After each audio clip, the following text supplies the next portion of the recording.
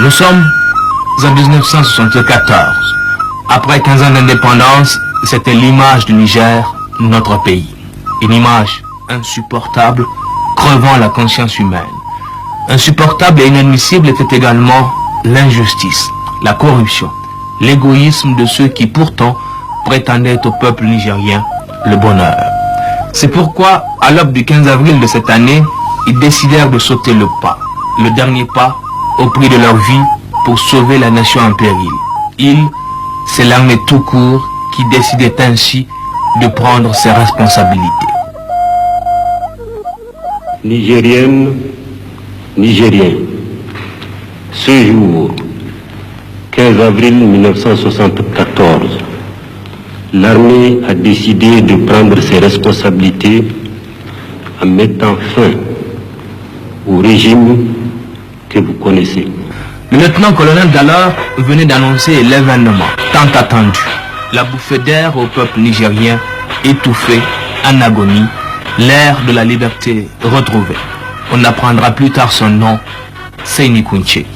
Général depuis janvier 1983, le président Séni Kountché n'est pas un homme politique, c'est probablement sa force. Il inspire confiance par sa franchise et aussi parce qu'il croit en ce qu'il se propose de réaliser. Militaire avec tout ce que cela suppose de rigueur et de discipline, le général Séni Kountché est un nationaliste, plutôt un idéaliste avec tout ce que cela comporte aussi de noblesse et de grandeur. Homme d'action avant tout, le pragmatisme est sa devise. Son souci maître, sa pensée économique majeure, est d'extirper de son pays les grands fléaux qui sont la faim, la soif, la maladie et l'ignorance. Il est né à Fandou en 1931. Après ses études primaires à Filengue, Séni Kountché entre à 13 ans à l'école des enfants de troupes de Kati au Mali, puis à celle de Saint-Louis au Sénégal. Dans l'armée française, son destin militaire est désormais tracé. Sa carrière, il la commence en Indochine et en Algérie, dans les rangs d'une armée coloniale qui s'épuise aux quatre coins de l'Empire, aux côtés d'autres soldats devenus aujourd'hui hommes d'État.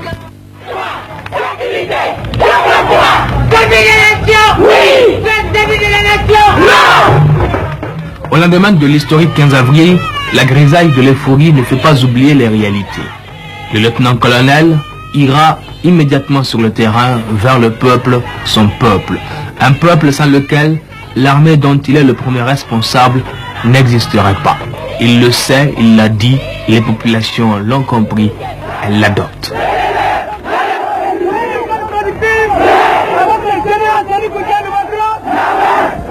« 15 avril 1987, 13 ans que les forces armées nationales, les fans, ont pris en main les destinées de notre pays.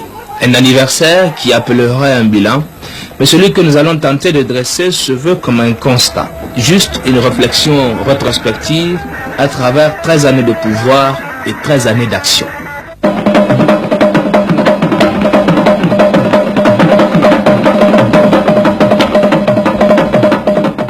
Elle seule, l'année 1986 et l'année 1987 pourraient résumer tant d'efforts, tant de sacrifices, tant de dévouement, tant d'engagement pour éclairer les impératifs du futur nigérien. Ils sont d'abord d'ordre politique. Où va-t-on? Que cherche-t-on? Double question à laquelle répond aisément la charte nationale dont le projet a été adopté en mars 1987 par le Conseil national de développement et transmis au chef de l'État pour examen.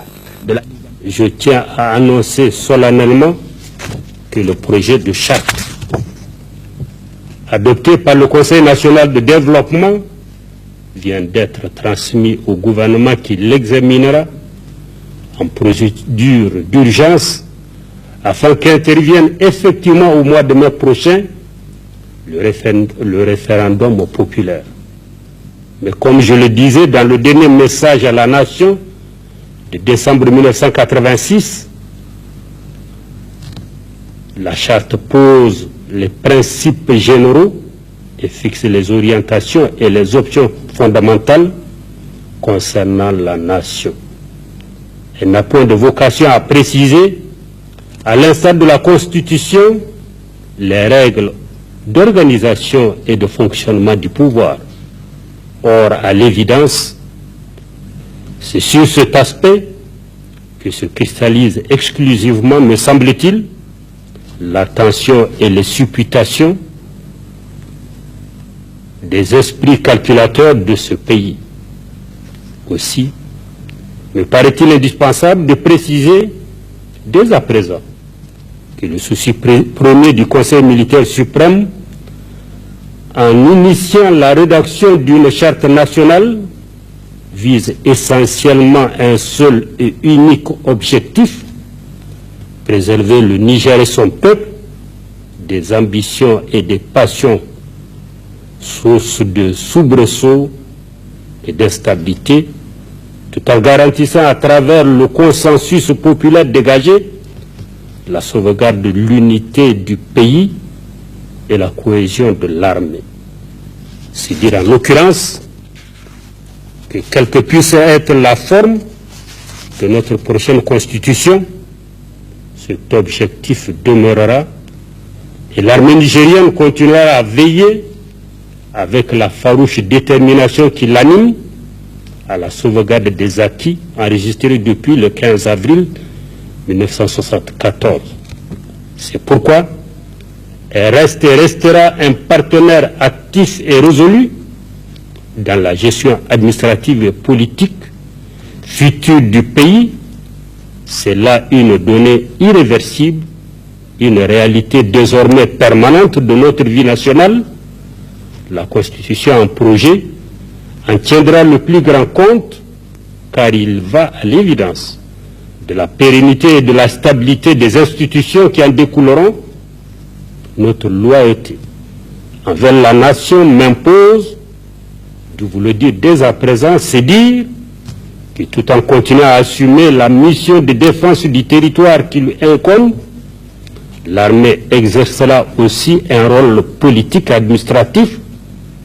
C'est son devoir qui le commande, c'est l'intérêt supérieur de la nation qui l'impose.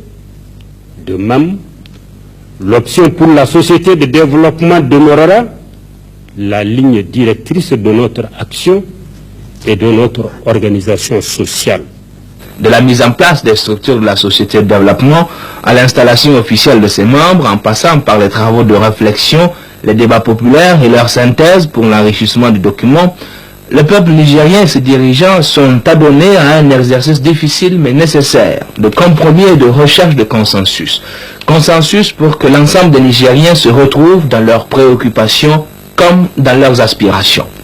Avec la charte nationale, le Niger administre sans aucun doute au monde la magistrale preuve de notre capacité d'organisation, de notre sens de responsabilité, autant que de notre génie, dira M. Mamadou Marou, le président du Conseil national de développement, pour trouver dans la solidarité et la communion des cœurs et des esprits les solutions aux maux qui nous assaillent. Ces maux, ils sont entre autres économiques. La crise est là, elle n'est pas prête à partir, alors nous avons serré la ceinture, nous avons assaini, réajusté, mais clairvoyance politique oblige, il nous faut relancer. Relancer notre développement global et sectoriel. La préparation et la discussion avec nos partenaires en avril 1987 de notre plan de développement économique et social 1987-1991 répondent à cette préoccupation. De la rencontre, il ressortait que le diagnostic de la situation économique et sociale est dans l'ensemble satisfaisant. Il a été noté qu'un bilan sans complaisance a été établi au niveau des différents secteurs. De même, le courage politique du Niger a été apprécié car toutes les faiblesses des politiques passées ont été relevées dans ce projet de plan. Signe de la recherche de cette relance économique prônée par le plan, la reconstruction du grand marché de Niamey, un symbole.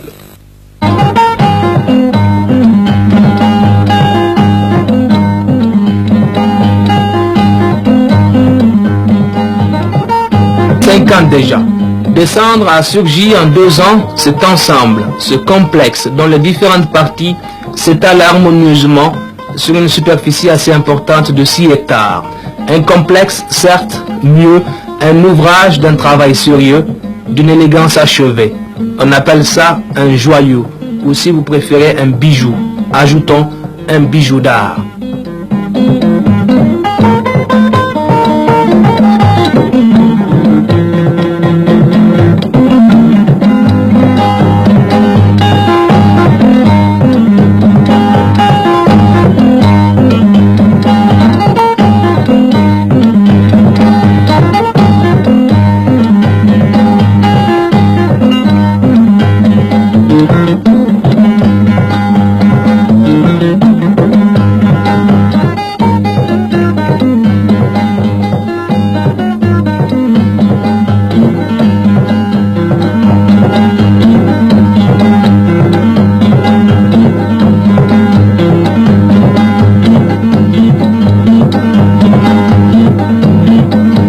la beauté de l'œuvre, nous l'avons dit, se greffe l'harmonie des différentes parties, des différents éléments de ce complexe, ce qui fait son caractère moderne.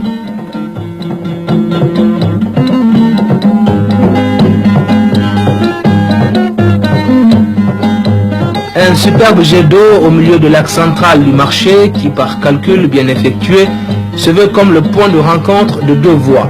Celle venant de l'autre côté du fleuve, du rond-point Gawai, et qui joint celle qui traverse dans toute sa longueur les quartiers Banizumbu, Soni, pour se perdre loin vers le balafon. Un calcul fortuit?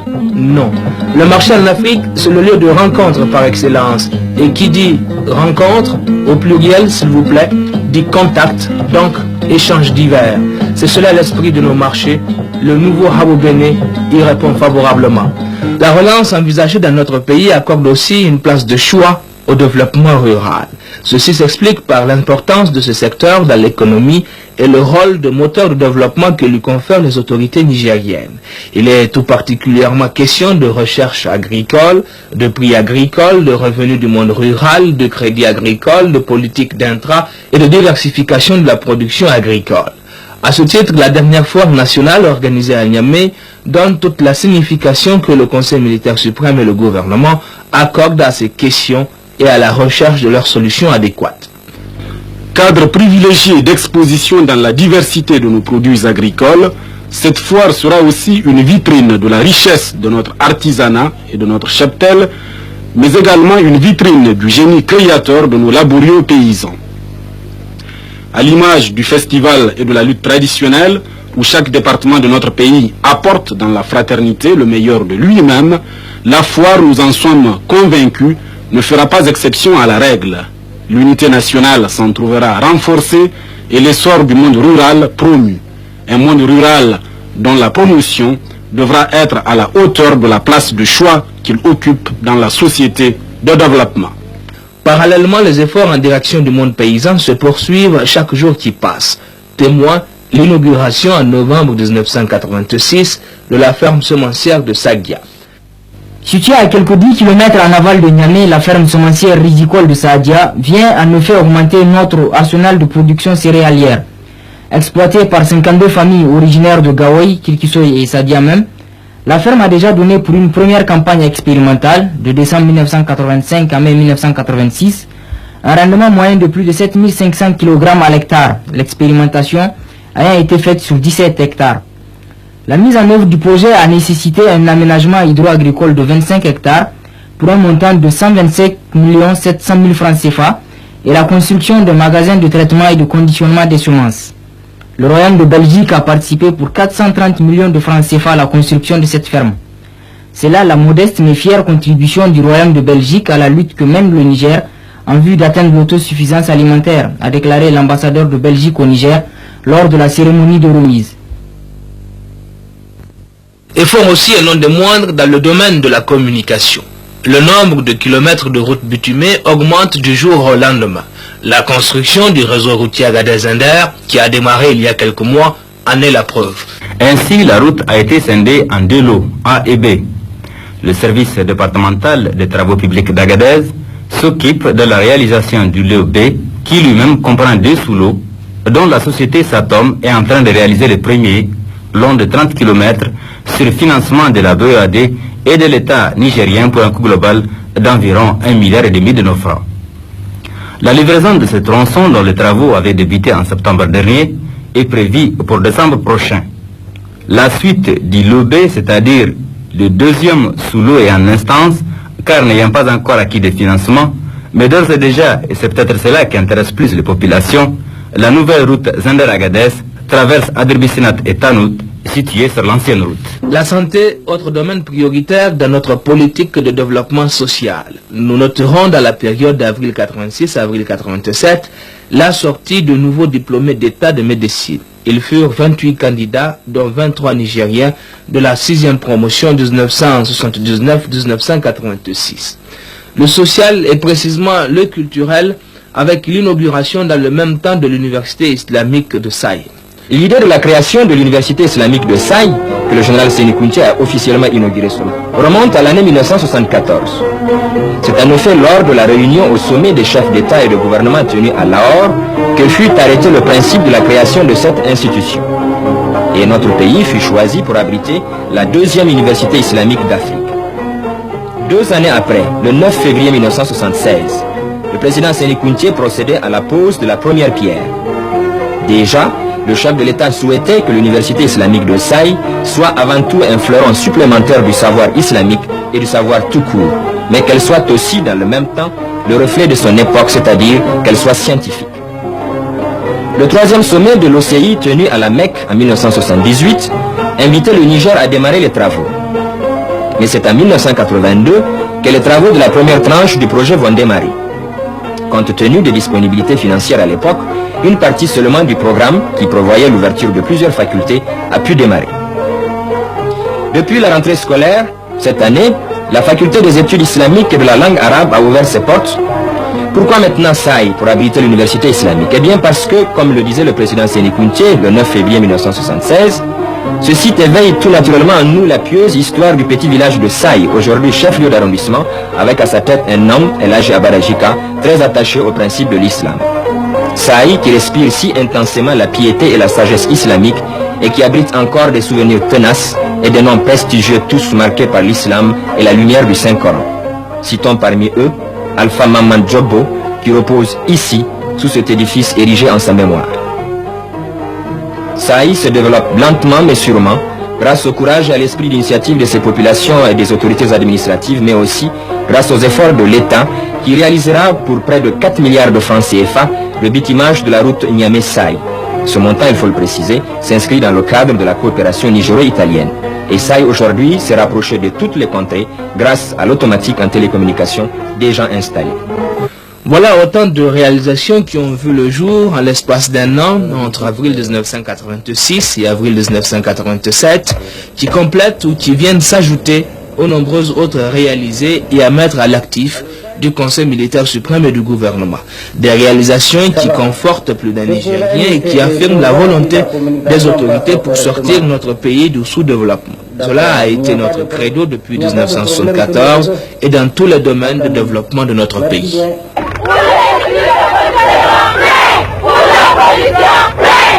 Le moment sera alors au combat. Faire face aux problèmes, faire front commun contre les difficultés. Les premières, celles du monde rural, notre raison d'être. Car au Niger, nous sommes et resterons paysans. Pour ce faire, le principal acte de notre combat appelait à la résolution durable des entraves de notre monde. Faire en sorte à tout prix qu'aucun Nigérien ne meure de faim. Même si nous devons consacrer à cela la totalité de notre budget.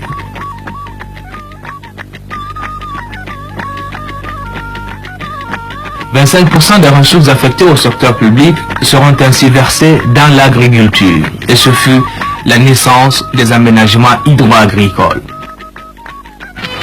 Dès 1974, le président du Conseil militaire suprême définissait ainsi cette politique nationale. Nous mettrons, dit-il, sur pied une politique de développement rural qui, associant le paysan en même temps qu'elle s'exercera sur l'environnement de celui-ci, rentabilisera à la fois nos terres, notre élevage, nos aménagements hydro-agricoles et toutes nos eaux de surface partout où elles existent.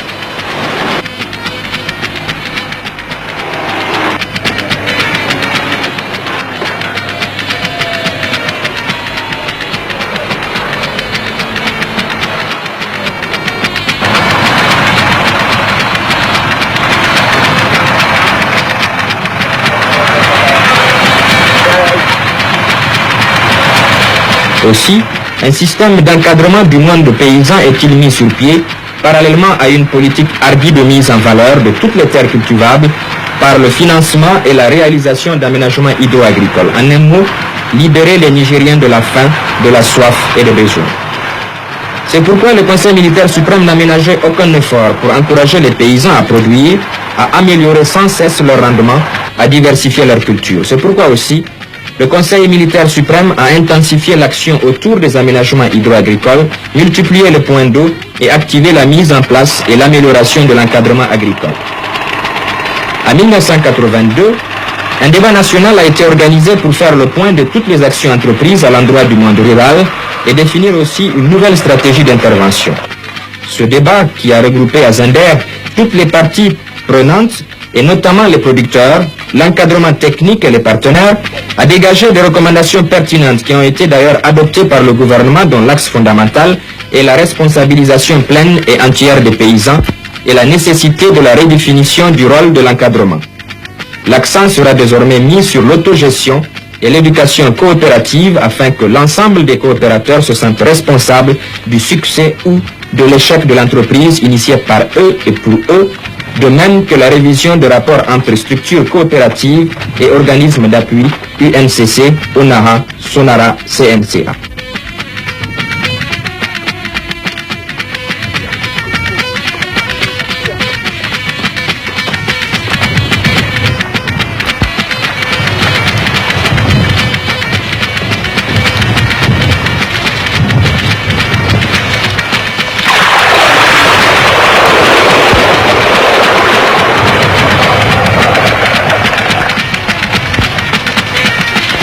Mais quels sont les axes principaux de cette politique de développement du monde rural au Niger?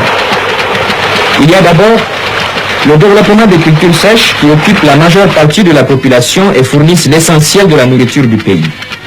Il faut à ce niveau augmenter la production en s'efforçant d'améliorer le rendement sur les terres exploitées, en réduisant la vulnérabilité des cultures à la sécheresse par l'emploi de variétés à un cycle végétatif court, en introduisant des techniques permettant d'intensifier les cultures grâce à un encadrement efficace et motivé, soutenu par des paysans responsabilisés et conscients de leurs intérêts.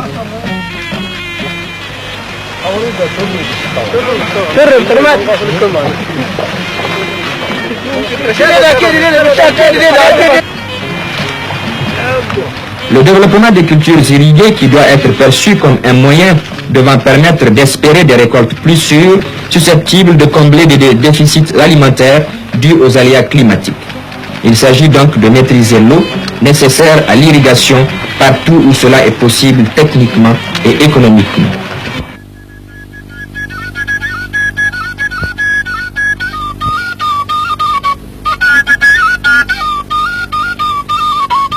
Les successions de sécheresses, les montagnes de difficultés n'ébranleront en rien l'option fondamentale de la politique gouvernementale qui vise l'autosuffisance alimentaire. Plus les années passent, plus la confrontation avec les problèmes devenait titanesque, plus notre expérience grandissait dans ce domaine louable de l'assurance du manger pour chaque Nigérien, où qu'il se trouve et quand le besoin se faisait sentir. Et assurément, l'une des plus belles, des plus grandioses réalisations du Conseil militaire suprême et du gouvernement fut l'initiation des cultures de contre-saison. Tous les Nigériens, ceux de champs, ceux de campements et ceux de villes, se sont mis à l'ouvrage comme un seul homme, avec l'enthousiasme et le courage que seul peut générer la foi en la réussite. 70 000 hectares mis en valeur à coût de millions de francs CFA débloqués par l'État, mais surtout à coup de sueur, de labeur. Une réussite éclatante. Succès sans précédent, devrait-on dire. Les résultats sont là, tangibles. Même les pasteurs Bororo de Tabalak-Meroua et de Kornaka, réfugiés dans leur mentalité millénaire irrésistible, quelque peu mythique, ont pleinement participé à l'entreprise. Ils ne furent pas en reste.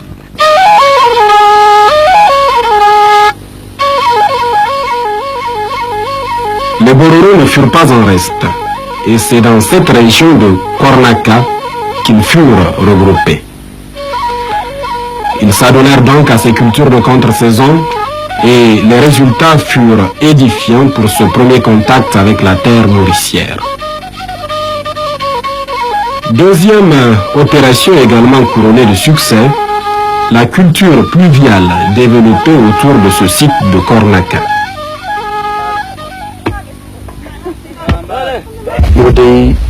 An kire mu ne an ce bana za a yi muna za a gwada muna noma mu ko an kire mu mun zo game da musan ne wanda sun ka auna gona wurare tare da ni ne an kai awo sai da na auna gona 400 da gona 4. On nous a conduit ici pour nous apprendre à cultiver. Dès notre arrivée, on nous a distribué 150 unités de culture attelées âne plus charrue à raison d'une unité pour 2 chefs de famille. J'ai malheureusement perdu mon âne avant même le début des travaux champêtres. Mais grâce à la solidarité des autres Bororo, j'ai pu réaliser comme eux une récolte correcte, comme vous pouvez le constater. J'ai récolté 78 bottes de mil. Il faut dire que nous nous sommes cotisés pour aider ceux de nos camarades arrivés trop tard sur le site. Kalme noman jaki da hannuna ni abinda na daura dame 78 dame 78 na daura 78 na daura amma cikin dangi wanda sun ka zo lokacin ba a yi noma ba su mun ji tausayin su lokacin yanzu saboda haƙi ta kai mun ji tausayin su na ba da kyauta dame 20 cikin juna kamar mu ma mu yi taimako na juna saboda wasu ko da sun ka zo na ma lokaci ta bure ba su samu noma ba cikin haka nan gwamnati ya rika su ne a hankali ba su jiwa ba to yanzu abu ya kai an daina badawa to kenan mu mun shirya mun kai abun mu tayi amfani mun ji daɗi kenan ya samu ka taimake su cikin juna ɗai da mai gada mai an ba gada mai sai da na ba da mai 20.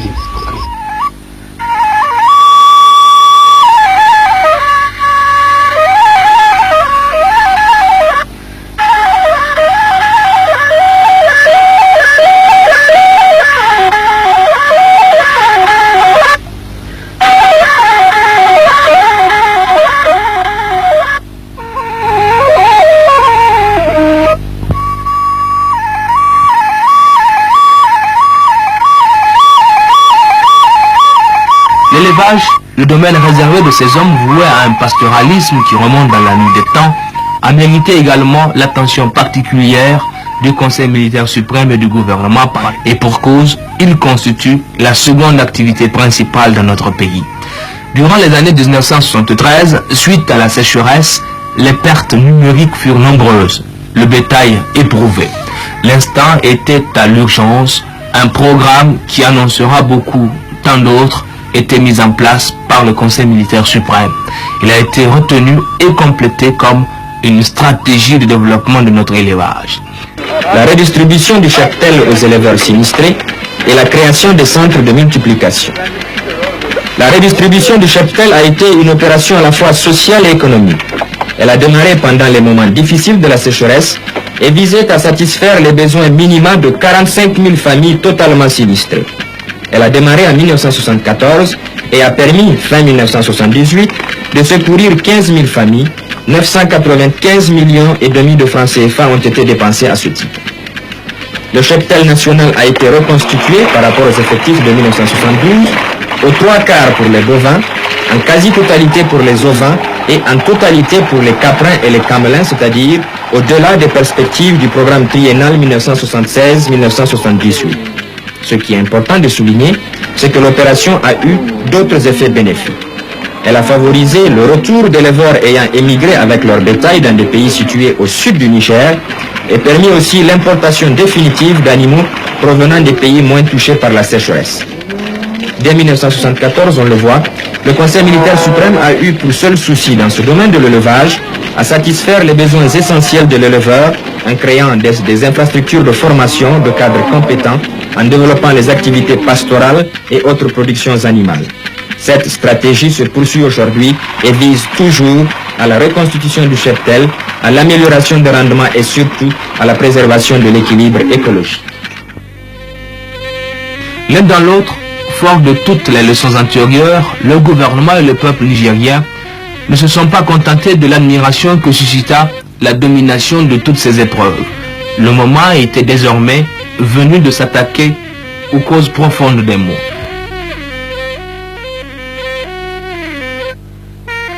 Ce qui a amené le chef de l'État, alors en tournée dans le département de Tawa, en novembre 1984, à convoquer un débat national sur l'élevage nigérien. Il se tiendra, ce débat, dans le chef-lieu du même département en avril 1985. Le travail remarquable qui avait été mené a été sanctionné par ce qu'on a appelé le plan d'action de Tawa. Il y a lieu d'élaborer et mettre en œuvre un plan national et régional d'aménagement du territoire, de procéder à la délimitation des périmètres viables pour la pratique intégrée des activités agricoles et pastorales en y installant les populations d'éleveurs en voie de sédentarisation, d'intensifier la modernisation de la zone pastorale par une extension des centres pastoraux, de veiller à un juste règlement des conflits entre éleveurs et agriculteurs dans un esprit de justice sociale, de faire agir la solidarité nationale en mettant à la disposition des populations d'éleveurs des terres viables, d'intensifier l'agriculture.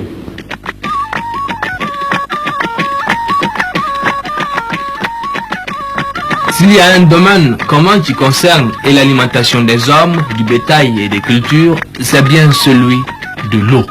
La promesse tenue ici aussi était tout un programme. Aucun Nigérien ne devait mourir de soif. Et la gravité des conditions naturelles qui prévalaient depuis 1970 a justifié toute l'importance que le président Kounché reconnaissait dès 1974 au secteur de l'hydraulique villageoise. Les progrès réalisés depuis cette date et le rythme soutenu des nouvelles réalisations sont à la mesure de cette promesse qui semblait déjà annoncer les recommandations de la conférence des Nations Unies de Mar del Plata en mars 1977, laquelle décidait de la décennie internationale de l'approvisionnement en eau potable et de l'assainissement pour les années 80. C'est pour se donner les moyens de faire face à ces priorités que le président du Conseil militaire suprême organisait dès octobre 1980 le ministère de l'hydraulique, auquel fut joint en 1982 le secteur de l'environnement. Depuis cette date, les réalisations sont nombreuses et montrent les efforts accomplis et les nouvelles orientations politiques prises par le ministère conformément à la philosophie de la nouvelle société de développement. La politique initiale basée sur le droit à l'eau pour tous a ainsi progressivement évolué pour être complétée par le devoir de chacun à entretenir le point d'eau dont il bénéficie. Telle est la conception de participation de la population à l'effort national de développement qui permettra à terme au pays d'accéder à l'autosuffisance alimentaire. L'objectif demeure d'obtenir pour 1990 une couverture complète des besoins en eau en milieu pastoral, villageois et urbain. Dans les années 1970 à 1974, le rythme annuel de construction était de 134 puits par an. À cette cadence, dans un siècle, le Niger aurait encore été sous-équipé en points d'eau et les populations soumises aux aléas de la pluviométrie annuelle. De 1974 à 1980, 277 puits ont été exécutés annuellement et de 1980 à 1983, le rythme est passé à 784.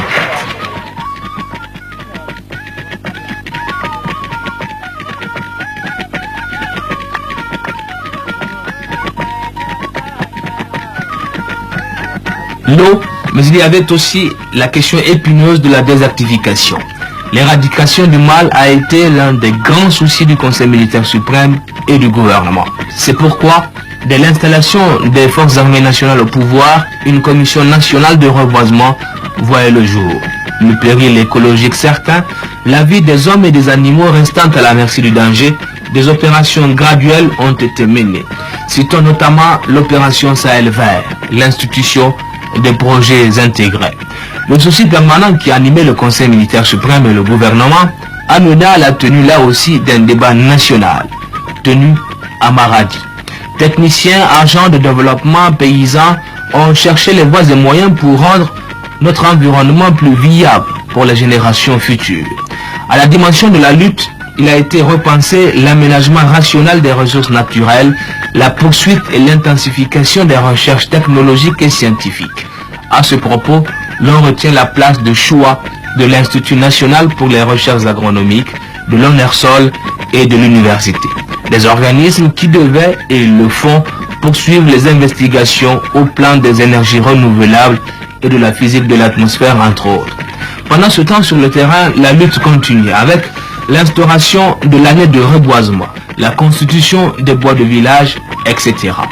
Au-delà de l'urgence, un plan directeur pour faire face au fléau galopant a été élaboré. En prélude à la mise en œuvre de ce plan, le gouvernement a pris une décision capitale, celle de reboiser le Niger par le lancement d'un programme intérimaire. Cette action se fera sous forme de haies vives, de brise-vent et de bois d'ombrage sur les sites de contre-saison et les aménagements hydro-agricoles.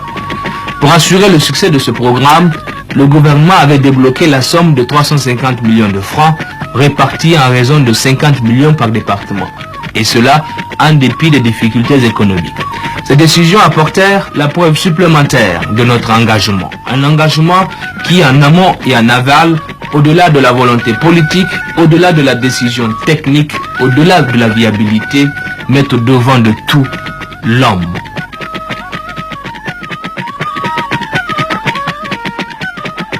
L'esprit calque bien aux intentions et actions manifestées dans le domaine économique dont les poumons sont les mines. Les ressources nationales, avait dit le président Kounké, sont et demeurent nationales. Elles seront consacrées au service du développement. Cette option a visé plusieurs objectifs.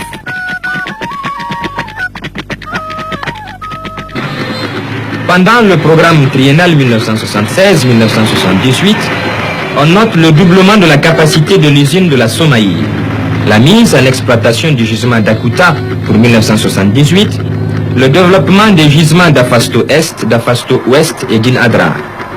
Pendant le plan quinquennal 1978-1983, entre autres, la multiplication de la valeur de production de 50 milliards en 1978 à 120 milliards et demi de francs CFA en 1983. La multiplication de la valeur ajoutée de 41 milliards en 1978 à plus de 97 milliards en 1983, l'accroissement de la valeur des exportations de produits miniers de 48 milliards 600 millions en 1978 à 118 milliards et demi en 1983. Après avoir régulièrement augmenté en francs courants de 1974 à 1978, donc, c'est-à-dire pendant les périodes de construction de la Cominac et du renforcement des capacités de production de la Somaïr, ces investissements ont commencé à diminuer suite à la baisse de l'activité liée à la situation sur le marché de l'uranium, situation qui n'a pas permis le démarrage effectif de la construction de la SMTT, la société minière Tassan Tagalgue, ainsi que celui d'Imouraren, d'Afasto Ouest, d'Afasto Est, etc. S'agissant de la SMTT, dont on sait aujourd'hui qu'elle n'exploitera ses gisements qu'en coopération avec la Somaïr, il est bon de noter qu'elle a un actif, en fin 1982, de plus de 22 milliards de francs CFA. L'Office national des ressources minières, créé le 26 avril 1976, répondait parfaitement au souci du Niger d'être présent dans toutes les actions minières. Cette volonté de participation du Niger dans l'activité minière s'est concrétisée par une augmentation sensible de nos actions dans les capitaux des sociétés déjà existantes et une politique systématique de participation égalitaire avec tous les partenaires dans les sociétés en voie de création ou à créer. Le charbon d'Anou-Araren constitue, a dit le président Séni Kountché, une des grandes chances énergétiques de la région. Ce sera l'occasion de diminuer la dépendance énergétique qui rend notre économie si vulnérable et d'un coût si élevé. C'est au cours de recherches géologiques destinées à la prospection uranifère, des réserves de charbon ont été mises en évidence en 1963-1964. Dès lors, l'idée d'utiliser ce charbon pour produire de l'énergie électrique dans cette région éloignée de quelques 1000 km de Niamey a germé. Dès 1974, une étude de préfactibilité à Électricité de France, EDF, devait permettre d'apprécier le caractère réaliste d'une telle idée. En 1975, c'est-à-dire un an après, une assemblée générale extraordinaire convoquée par l'État du Niger réunissait la Somaïr, la Cominac, la BDRN, la Nijlek, la SNTN, la Sonara et décidait de créer la société nigérienne du charbon d'Anou-Araren Sonichar. Le plus facile était fait, mais il aura fallu toute la volonté des autorités nigériennes et leur ténacité pour aboutir aujourd'hui au résultat que l'on sait, 200 000 tonnes de charbon produit en 1983. L'investissement Sonichar, c'est la création de toutes pièces à 45 km au nord-ouest d'Agadez, d'un complexe minier et industriel sur lequel travaillent plus de 400 personnes et pour la réalisation duquel il aura fallu près de 5 ans de travail et plus de 1500 personnes. Les diverses études menées permettent d'évaluer à 6 millions de tonnes les réserves certaines sur une superficie de quelques 2 km². Ces réserves permettent l'exploitation de la centrale pendant 25 ans.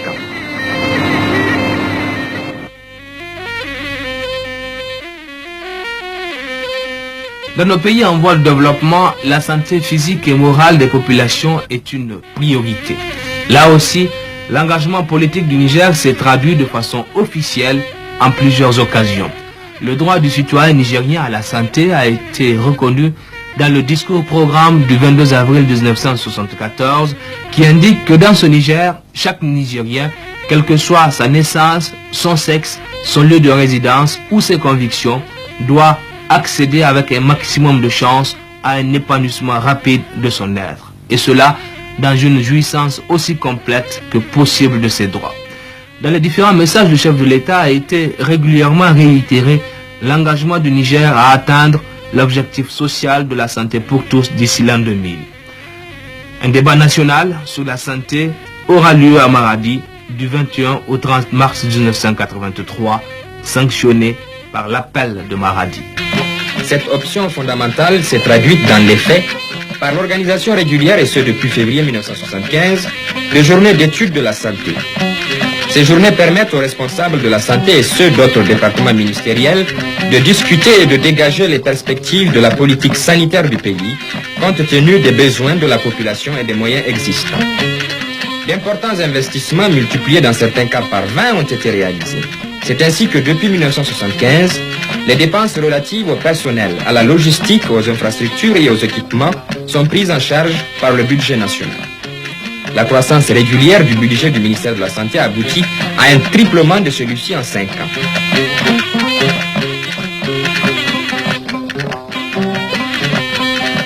Depuis 1972, l'ONPPC est installé en zone industrielle et possède 1700 m² de magasins de stockage où sont entreposées près de 4000 références d'une valeur nette de 1,6 milliard au 30 septembre 1982.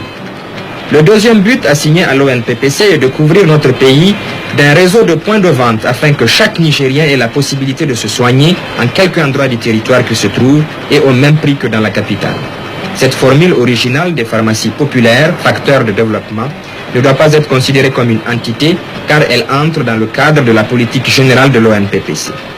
On ne doit pas dissocier ONPPC et pharmacie populaire, car la pharmacie populaire d'État permet à ceux qui en ont les moyens d'acheter leurs médicaments, ce qui allège d'autant le fonctionnement des formations sanitaires, ne pratique pas les mêmes prix que les pharmacies privées, un prix de 20 à 50% moins cher, a un caractère étatique qui la soustrait aux exigences de l'entreprise privée pour laquelle la notion de profit est le but essentiel.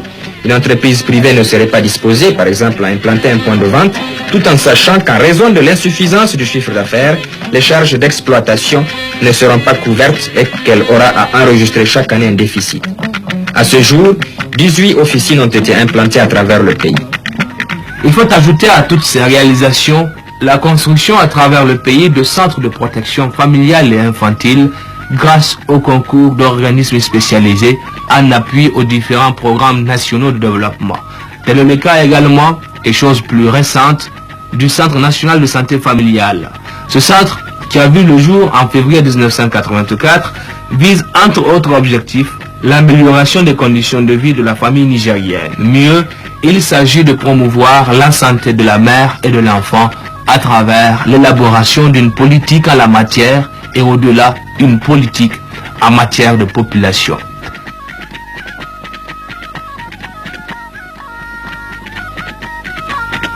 La politique au plan de l'éducation était de dispenser un enseignement de qualité. La tâche qui avait été menée a été de longue haleine. De la mise en place d'une structure de réflexion et d'action sur la réforme de l'enseignement et le plan de scolarisation au séminaire national de Niamey sur cette réforme, à la réunion de la commission nationale et en passant par la réunion de la commission nationale du séminaire général sur l'éducation en avril 1979 à Zender, l'on s'est rendu compte ici dans notre pays de la complexité et de l'urgence à mener cette réforme. Le Conseil militaire suprême et le gouvernement ne baisseront pas les bras. À la mesure des difficultés, le gouvernement trouvera des mesures appropriées. D'où la tenue en mars 1982 à Zender du débat sur l'école nigérienne, conforme aux préoccupations et à l'attente des uns et des autres. Le langage des chiffres est sans doute plus éloquent. Le budget de fonctionnement est passé de 2 milliards 20 millions en 1974 à 13 milliards 14 millions de nos francs en 1984, soit un accroissement de presque de 11 milliards. Cela a notamment permis aux responsables de l'éducation nationale de peaufiner la qualité de l'enseignement par une amélioration quantitative et qualitative du corps enseignant, de multiplier les écoles, de repenser les programmes d'enseignement, de remettre sur les rails certains services du ministère jusqu'alors occultés et d'opérer ainsi un véritable boom des effectifs, surtout au niveau de l'enseignement du premier degré où la politique de scolarisation de masse préconisée par les autorités a favorisé une nette évolution des effectifs. De 123 000 élèves en 1974, ils seront en 1984 261 000 repartis dans plus de 6 000 classes contre 2 970 au lendemain des événements du 15 avril. Le personnel enseignant a également suivi le rythme, 2800 en 1974 et 6700 cette année. Il en a été de même de l'encadrement pédagogique et de la formation des formateurs.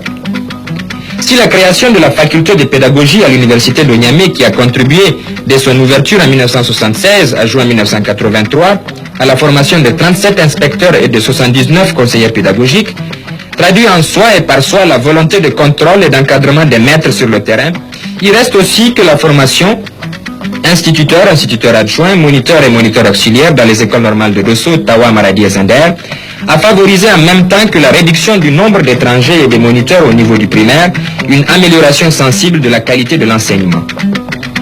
Les résultats enregistrés de 1974 à 1983 ont presque suivi la même évolution.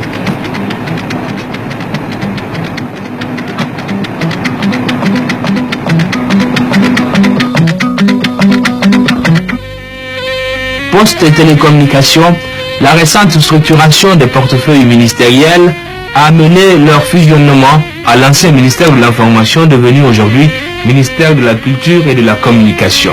Les tâches étaient en effet identiques, l'objectif le même, leur place dans la vie sociale est si importante car il s'agit de vaincre le temps et l'espace et les moyens de cette politique avaient été mis à la disposition des organes exécutants.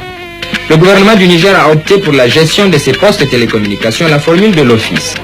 Ainsi fut créé l'Office des postes de télécommunications au Niger, chargé de la gestion des monopoles postal, télégraphique et téléphonique de la République du Niger.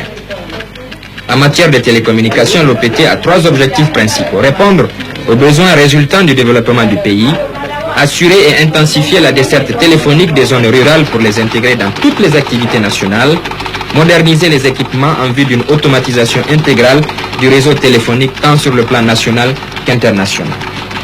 Les postes de télécommunications jouent aujourd'hui un rôle primordial dans la vie d'un pays qui s'est engagé comme le Niger à se rapprocher des autres pays, à rapprocher surtout ses populations par lettres, par téléphone, par téléx, par la télévision ou par la radio. Les postes de télécommunications au Niger sont une véritable entreprise, une entreprise de transport. La SNTN transporte les hommes et les marchandises, les postes de télécommunications transportent les idées et l'information.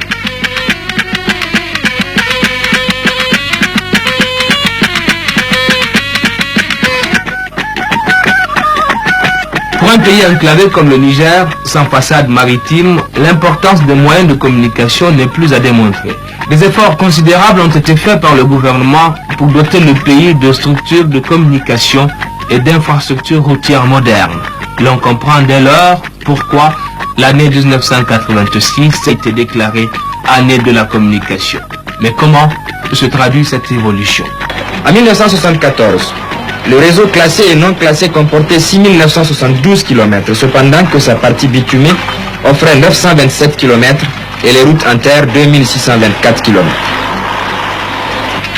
Au total général, ce sont quelques 100 milliards 915 millions qui ont été investis pour la modernisation du réseau routier. Si l'on y ajoute le budget de l'entretien routier qui est passé de 916 millions en 1974 pour 6 972 km à 1 milliard 573 millions pour 7 949 km en 1983, ce sont 102 milliards 898 millions qui ont été investis.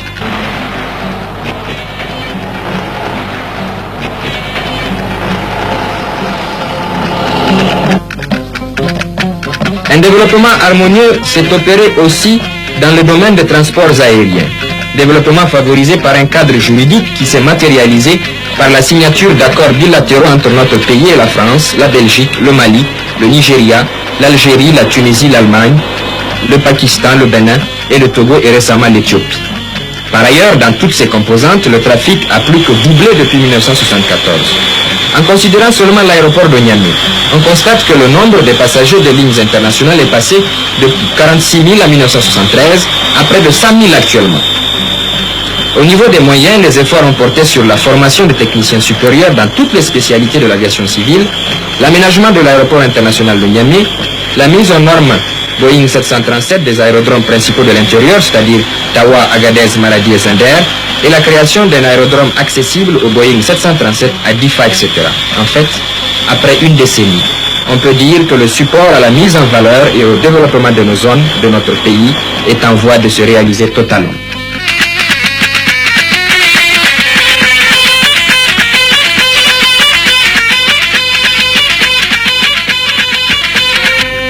Le domaine social. Quand il va, tout va.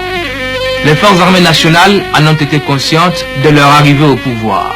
D'où le relèvement des revenus des travailleurs et des fonctionnaires, d'où le réajustement des bourses des élèves et étudiants, d'où la suppression à partir de 1978 de l'impôt dit du minimum fiscal et de l'impôt cédulaire.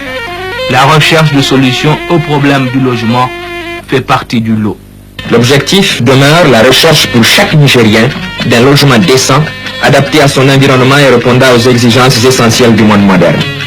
Pour cela, le Conseil militaire suprême a conçu une politique nouvelle de logement. Elle a consisté à désigner qui doit ou peut être logé par l'État et qui peut prétendre à l'indemnité compensatoire de logement. Elle a donné lieu à l'élaboration de programmes cohérents de développement de logements administratifs. Elle a suscité la réalisation d'ensembles destinés au personnel de services publics en location-vente ou en location simple. Elle s'est préoccupée d'encourager à la construction en matériaux traditionnels ou améliorés. Elle a enfin précisé les structures administratives et financières chargées de sa propre mise en œuvre. 150 villas de la cité dite de la Poudrière ont été réceptionnées en avril 1977 et attribuées dès réception à leurs premiers occupants. Cette attribution en location simple, précisait le chef de l'État, obéira, tout comme la mise en location-vente des 116 villas Sonoussi, à des critères excluant entre autres tous les postulants ayant déjà par eux-mêmes ou par leurs conjoints une villa déjà construite, en construction ou simplement un terrain. Cette opération, commencée à Niamey, la capitale, s'est étendue à d'autres villes du pays, pour citer Difa, Zinder, Agadez, Dosso, Tawa, etc. D'autres opérations logement sont venues compléter la première opération et qui ont permis de résoudre substantiellement le problème crucial de logement qui se pose dans les grands centres de notre pays. L'administration n'est pas laissée en reste. Des grands buildings décents ont remplacé entre autres à Niamey les vieux bâtiments non fonctionnels. Tout cela donne aujourd'hui à Niamey, la capitale, l'allure d'une grande capitale africaine en pleine expansion, à l'image du développement économique et social harmonieux du Niger. L'on ne peut évoquer ce domaine social sans parler des grandes réalisations faites à l'endroit de la jeunesse, groupées en cette date dans un large mouvement de la Samaria. Les différentes structures mises en place, réalisées au profit de la jeunesse nigérienne, reflètent le souci permanent du Conseil militaire suprême et du gouvernement de garder saine et responsable cette frange fragile de notre société. À Matamé, durant sa récente tournée en profondeur dans le département de Zinder, en février 1984, le chef de l'État avait tiré à nouveau la sonnette d'alarme. La situation, certes, n'était pas semblable à celle des années 70. C'est le président Kounké qui avait lui-même fait le constat. La jeunesse nigérienne, alors, disait-il, était irresponsable et pourrie. Elle était négligée et sous-employée. Nos traditions et nos mœurs, ajoutait-il, étaient sur le point de disparaître. Alors, on comprend encore mieux la décision de réhabiliter la Samaria, organisation authentiquement nationale qui plonge ses racines dans les profondeurs de nos civilisations ancestrales et qui regroupait dans un même village tous les jeunes, filles et garçons sans distinction. Ainsi, les Samarias réhabilités, renforcés et organisés sur la base de leurs fonctions essentielles ont su s'adapter aux exigences d'une société nouvelle et participer à la consolidation de l'unité nationale et à l'édification de la société de développement. Il existe aujourd'hui plus de 6000 Samarias de villages et de quartiers à travers le pays. Elles ont tenu à Maradi à l'occasion du 3e Festival national de la jeunesse en 1978 leur première conférence nationale, à l'issue de laquelle des propositions relatives à l'organisation et aux perspectives d'action pour la période du plan national de développement ont été formulées.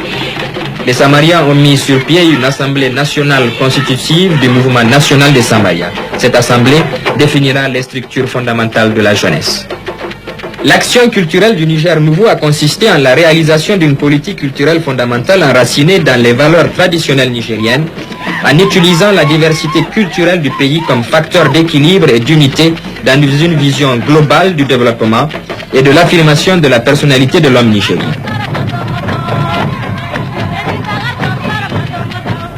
En prenant le contrôle des affaires publiques, l'une des préoccupations fondamentales du Conseil militaire suprême était d'organiser et de dynamiser la vie nationale pour responsabiliser les Nigériens aux problèmes de développement économique et social.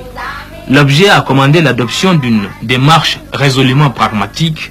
Il n'a pas été question d'établir une quelconque théorie générale de la société de développement, mais à déduire plutôt des solutions pratiques à partir de deux principes simples. Premièrement, l'homme nigérien constitue la finalité de tout développement. Secondo, l'organisation concrète de ce développement repose sur le triptyque consultation, concertation et participation. Ainsi naquit le projet de la société de développement. Résolument, patiemment, les différents conseils de développement furent mis en place et le 17 mars 1980 se tenait l'inauguration de la Commission nationale de mise en place. Le chemin fut tracé. Il n'appartenait plus qu'aux Nigériens, au peuple nigérien, d'exprimer sa maturité. L'œuvre qui a demandé la participation de tous, en conformité avec les principes énoncés, grandira après d'enrichissants débats qui traduisent l'intérêt particulier qu'accordent les Nigériens à élaborer le devenir de leur pays. Le 4 août 1983, le parachèvement de la mise en place des institutions se terminait avec l'installation du Conseil national de développement, le CND, avec à sa direction M. Mamadou Marou, alors Premier ministre. Que de chemins parcourus, que d'obstacles vaincus, que de mérites à notre pays, à son chef, à son gouvernement, à ses populations. Elle déterminera encore une fois notre capacité à régler nos propres affaires, conscients que nous sommes du fait que le monde entier est à notre écoute. Une communauté qui n'a pas manqué d'exprimer toute son admiration pour ce qui se fait dans notre pays. La voix du Niger s'est élevée en effet depuis 1974 dans le Conseil des Nations. Aux Nations Unies, à l'Organisation de l'Unité africaine, dans les organisations régionales et sous-régionales, l'on a toujours compté avec le Niger, avec son président, cité d'ailleurs en exemple. La consécration de notre politique internationale est venue au dernier sommet de l'Organisation de l'Unité africaine. Elle sera également la consécration de la carrière politique d'un fils de ce Niger, M. Idé Oumarou, proposé par le chef de l'État au poste de secrétaire général de l'organisation panafricaine, est élu. Je m'engage solennellement à assumer en toute loyauté, discrétion et conscience les fonctions de secrétaire général de l'OIA qui nous sont confiées et de m'acquitter de ces fonctions et d'agir conformément aux intérêts de l'OIA et de ne demander ni d'accepter d'instructions concernant l'exercice de mes fonctions d'aucun gouvernement ou autre autorité extérieure à l'organisation.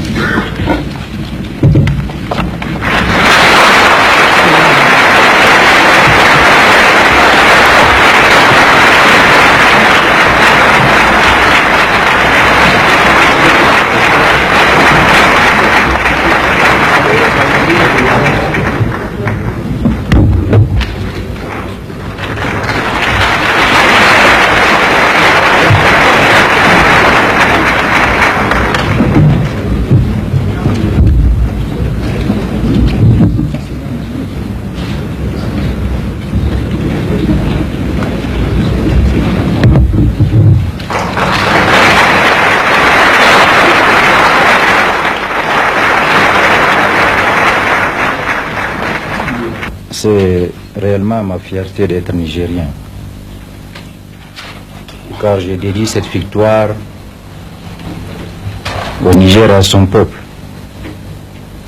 au gouvernement et principalement à son chef, le général de brigade Séni Kountché, qui n'a rien négligé pour donner au Niger une image de pays stable et fiable dans la communauté internationale. Je crois que le peuple nigérien voit aujourd'hui le fruit de son labeur, de sa discipline, de son assiduité au travail, par cette consécration internationale qui rejaillit sur le sérieux de notre peuple. Je suis fier d'être fils du Niger et je crois que dans l'accomplissement de ma fonction, je continuerai à faire honneur au Niger.